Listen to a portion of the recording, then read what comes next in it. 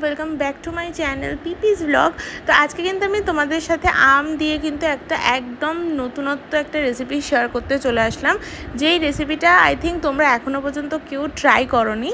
तो आज के भाबलाम बाड़ीते अनेक आम पड़ेछिलो, तो आमी भाबलाम जे आम तो प्रतिदिनই केटे केटेই খেয়ে নিই, তাই ভাবলাম যে আজকে একটুখানি আমগুলোকে এমনি এমনি না খেয়ে সেটাকে দিয়ে কোনো একটা রেসিপি যদি বানানো যায়, তো ভাবলাম যে চলো আজকে আমের পেস্ট্রি বানাই। তো সেটাই কিন্তু তোমাদের সাথে শেয়ার করতে চলে আসলাম।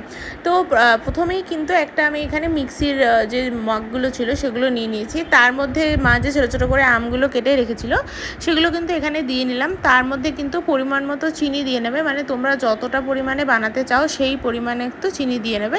তারপরে দেখো এটা আমি কিন্তু মিক্সিতে পেস্ট করে নিলাম। তো এরকম একটা লুকস এসেছিলো। তারপরে এখানে একটা তোমরা কড়া নিয়ে নেবে, কড়াইয়ের মধ্যে তোমরা 1 চামচ এরকম আমি যেরকম ঘি দিয়ে দিচ্ছি তোমরাও কিন্তু ঘি দিয়ে দিতে পারো, আর যদি ঘি বাই চান্স না থাকে সেই ক্ষেত্রে কিন্তু তোমরা সাদা তেল ইউজ করতে পারো। তো তারপরেই দেখতে পাচ্ছ এই যে পেস্টটা ছিল আমের সেটা কিন্তু আমি এই ঘিটার ওপরে দিয়ে দিলাম। তো তারপরে এইটা দেওয়ার পরে দেখো এরকমভাবে কিন্তু এটা ফুটতে থাকবে, তোমাদের কিন্তু এটা কন্টিনিউয়াসলি নাড়াতে হবে কিছু দিয়ে, না হলে কিন্তু এটা লেগে যাওয়ার একটা সম্ভাবনা থেকেই যায়। তো দেখো আমিও কিন্তু এখানে খুব ভালোভাবে নাড়াচ্ছি, আর এটা নাড়াতে নাড়াতে কিন্তু এরকমভাবে হালকা হালকা এটা ছিটকাবে। তো একটু সাবধানে মানে তোমরা যখন এটা করবে রেসিপিটা তখন একটু সাবধানে দেখো, কারণ এটা কিন্তু একটু গায়ে ছিটকাতে পারে, কারণ আমটা কিন্তু এরকমভাবে ছিটকাচ্ছিলো যখন আমি এটা নাড়াচ্ছিলাম। তো দেখতেই পাচ্ছ কতটা সুন্দর একটা লুকস চলে এসছে। তো তারপরে কিন্তু আমি এখানে যেটা ইউজ করেছি সেটা হচ্ছে এই আমুল স্প্রে যে 10 টাকা দামের যে দুধের প্যাকেট সেটা কিন্তু ইউজ করেছি। তো এখানে কিন্তু আমি যতটা পেস্ট্রি বানাবো সেই অনুযায়ী 5টা গুঁড়ো দুধের প্যাকেট ইউজ করেছি। তোমরা যতটা পরিমাণে বানাবে সেই মতো কিন্তু গুঁড়ো দুধটা ইউজ করে নিও, মানে আমি যতটা বানিয়েছি সেই পরিমাণেই যদি বানাও তাহলে তো 5টাই, আর যদি এর থেকে বেশি বানাও তাহলে 6টা কি 7টা তোমরা ইউজ করতে পারবে।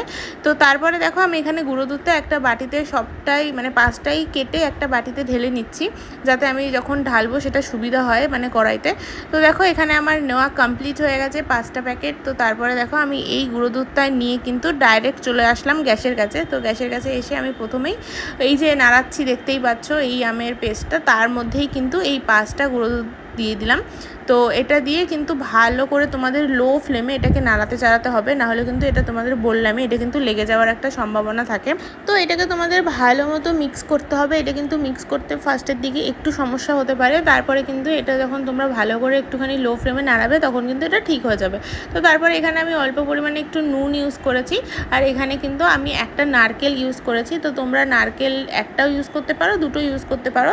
আমার কাছে সেরকম নারকেল ছিল না, তার জন্য আমি একটা ইউজ করেছি, দুটো ইউজ করলে কিন্তু আরও ভালো হয়। তো সব কিছু দিয়ে কিন্তু আমি এখন ভালো করে এটাকে নাড়াচ্ছি লো ফ্লেমে, বেশি কিন্তু বাড়ানো যাবে না আঁচটা, তাহলে কিন্তু এটা পুড়ে যাওয়ার একটা সম্ভাবনা থেকেই যায়। তো দেখতেই পাচ্ছ এরকমভাবে কিন্তু এটা ফাটছিল এবং আমার গায়েও কিন্তু 2-3 বার এসে পড়েছে। তো এটা কিন্তু আমি 5 থেকে 10 মিনিট এরকমভাবে রেখে দিয়েছিলাম। তো তারপরেই দেখতে পাচ্ছ যে এটার কালারটা কিন্তু একটু চেঞ্জ হয়ে গেছে, তোমরা এখন দেখতেই পাচ্ছ একটু লাল লাল কালার যখন চলে আসবে দেখবে, তখন কিন্তু তোমরা এটাকে ভালো করে লাস্টবার একবার নাড়িয়ে তারপর কিন্তু এটা নামিয়ে নেবে। তো আমিও দেখো এখানে লাস্টবার একটুখানি ভালো করে নাড়িয়ে চাড়িয়ে নিচ্ছি, এবং এটা কিন্তু দেখতে যতটা ইয়ামি হয়েছে খেতেও কিন্তু ততটাই ইয়ামি। তোমরা প্লিজ একবার বাড়িতে বানিও, আর যদি ভালো লাগে তাহলে কিন্তু আমাকে কমেন্ট সেকশানে জানাতে একদমই ভুলবে না।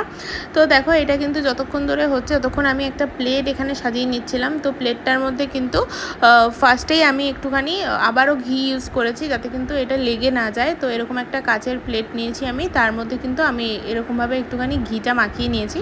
তো তারপর কড়াতে যে পেস্টটা আমের রেডি করেছিলাম সেটাই কিন্তু এই পাত্রটার মধ্যে আমি ঢেলে নিচ্ছি। তো দেখতেই পাচ্ছ কড়া থেকে আমি কিন্তু জাস্ট এই কাচের পাত্রটার মধ্যে এই পেস্টটা এরকমভাবে গোল করে, দেখতেই পাচ্ছ যেভাবে আমি চামচটা দিয়ে এরকমভাবে একটুখানি পাতলা করে কিন্তু আমি এটাকে রেডি করে নিলাম।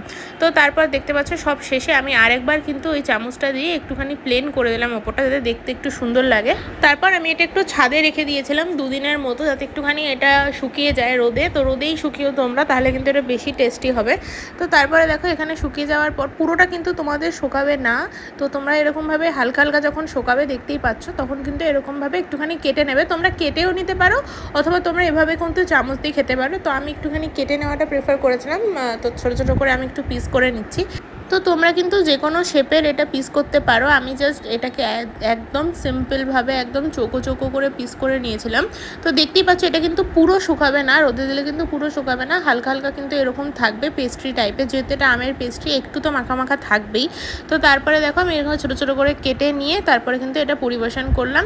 আর এটা খেতে কিন্তু জাস্ট অসাম হয়েছিল। তোমরা যারা যারা এখনও পর্যন্ত এটা ট্রাই করোনি, প্লিজ একবার ট্রাই করো। আর কেমন লাগলো আমাকে সেটা কিন্তু জানাতে একদম ভুলো না, কমেন্ট সেকশানে আমাকে জানিও। আর যদি ভিডিওটা একটু হেল্পফুল হয় বা তোমাদের ভালো লেগে থাকে, তাহলে কিন্তু তোমরা এই ভিডিওটাকে তোমার ফ্রেন্ডস অ্যান্ড ফ্যামিলিদের সাথেও শেয়ার করতে পারো।